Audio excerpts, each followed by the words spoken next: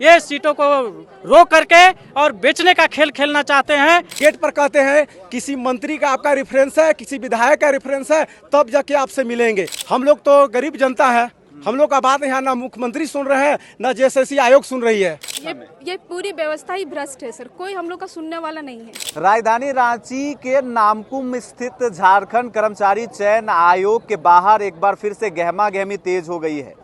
एक बार भी ऐसा नहीं होता है कि छात्र छात्राएं यहाँ पर भीड़ लगा करके कार्यालय के बाहर प्रोटेस्ट ना करें। इस बार सहायक आचार्य को लेकर यहाँ पर कई सारे ऐसे छात्र हैं जो कि बहाली में गड़बड़ी का आरोप लगा रहे हैं और जो रिजल्ट जारी हुआ है उससे वो नाखुश चल रहे हैं और उनका आरोप है कि मैथ और साइंस का रिजल्ट जारी किया गया है उसमें भारी गड़बड़ियां हैं। चलिए जो अभ्यर्थी यहाँ पर आए हुए हैं उनसे बातचीत करने की कोशिश करेंगे कि उनका मांग क्या है। और देख सकते हैं झारखंड कर्मचारी चयन आयोग के बाहर में लगातार यही आस में ये है कि अंदर से कुछ लोग गए हुए हैं और बाहर आए, लेकिन आप लोग का जो मुद्दा है वो क्या है? देखिए, आज का मुद्दा विशेष रूप से है कि परसों है सो रिजल्ट प्रकाशित किया गया है, वो भी रात में चोर की तरह प्रकाशित किया है जेएसएससी रिजल्ट। 5000 प्लस सीट था मैथ और साइंस का, उसमें से 2700 अभ्यर्थियों का डॉक्यूमेंट वेरिफिकेशन कराया गया था, जिसमें मात्र 1650 अभ्यर्थियों को रिजल्ट प्रकाशित किया गया है। तो हम जेएसएससी से पूछते हैं कि जब डॉक्यूमेंट वेरिफिकेशन की सारी प्रक्रिया को पूरा कर लिया गया था तो आपने 1000 लोगों का रिजल्ट को बिना नोटिस दिए क्यों आप रोक दिए? कहीं ना कहीं इनका दाल में कला है। ये सीटों को रोक करके और बेचने का खेल खेलना चाहते हैं। मैं जेएसएससी के खिलाफ है सो आज विरोध प्रदर्शन के लिए 250-300 के संख्या में है सो अभ्यर्थी यहाँ पर जुड़ा हुआ हूँ और जब तक ये हम लोगों को उचित आश्वासन नहीं देते हैं तब तक है सो हम लोग यहाँ से हटेंगे नहीं।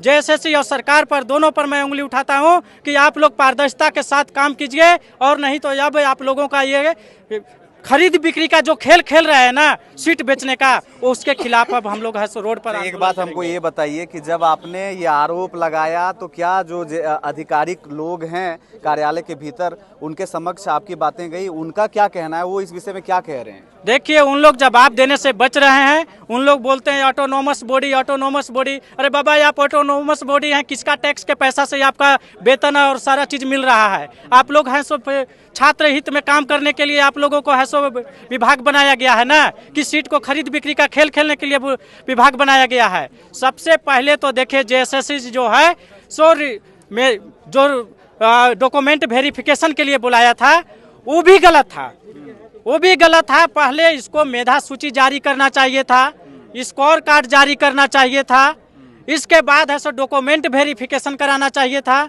लेकिन इस सब को साइड में रख करके है सो कुछ अभ्यर्थियों को डॉक्यूमेंट वेरिफिकेशन कराया, जिसमें से आज जो सबसे अधिक संख्या में अभ्यर्थी यहाँ पर जुड़े हुए हैं मैथ और साइंस वाले हैं, जिनका है सो 5000 प्लस सीट था, उसमें से 2700 लोगों को डॉक्यूमेंट वेरिफिकेशन सफलतापूर्वक हुआ था।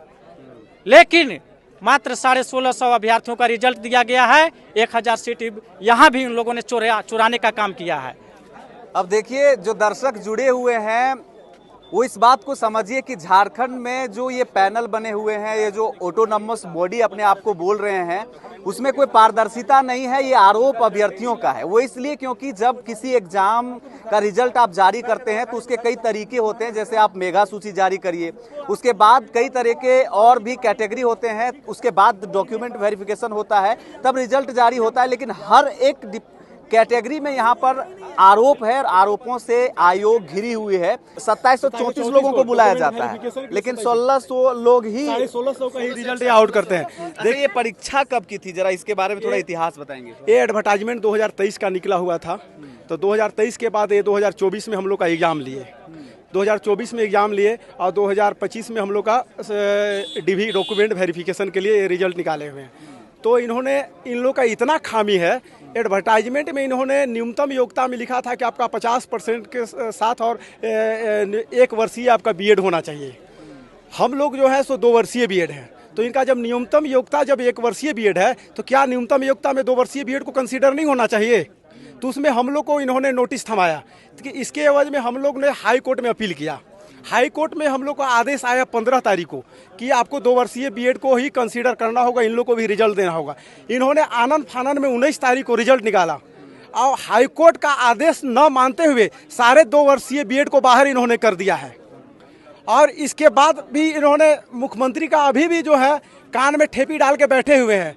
इतना जेएसएससी सचिव का मनमानी है। अगर इस संबंध में हम लोग जेएसएससी कार्यालय में सचिव और अध्यक्ष महोदय से मिलने आते हैं तो बाहर गेट पर कहते हैं किसी मंत्री का आपका रेफरेंस है, किसी विधायक का रेफरेंस है, तब जाके आपसे मिलेंगे। इतना इन लोग का मनमानी बढ़ा हुआ है। तो आप लोकतांत्रिक देश में हैं, क्या वाकई में रेफरेंस है? कोई विधायक साथ में है, कोई मंत्री साथ में है? यहाँ पे जेएसएससी कार्यालय में राजतंत्र चल रही है, लोकतंत्र की बात ही नहीं है। हम लोग तो गरीब जनता है, हम लोग का बात यहाँ ना मुख्यमंत्री सुन रहे हैं ना जेएसएससी आयोग सुन रही है। चलिए और भी लोग हैं, उनसे बातचीत करना चाहेंगे। आप भी इसी परेशानी से यहाँ पर आए हुए हैं, क्या नाम है आपका? मेरा नाम सुनीता कुमारी है। अच्छा, और मेरा भी चयन हुआ था 2734 अभ्यर्थियों में। मैंने भी अपना डीवी कराया। उस समय खुशी होगी। बिल्कुल सर, बहुत खुशी थी। और मेरा भी 2 वर्षीय बीएड है। तो मेरे को नोटिस थमाया गया, तो मैंने नोटिस का जवाब दिया। उसके बाद रिजल्ट नहीं आया। मेरे साथ ये पहला बार नहीं हुआ ऐसे, हम सबका प्रूफ देंगे। 3 बार ये ऐसा हो चुका है।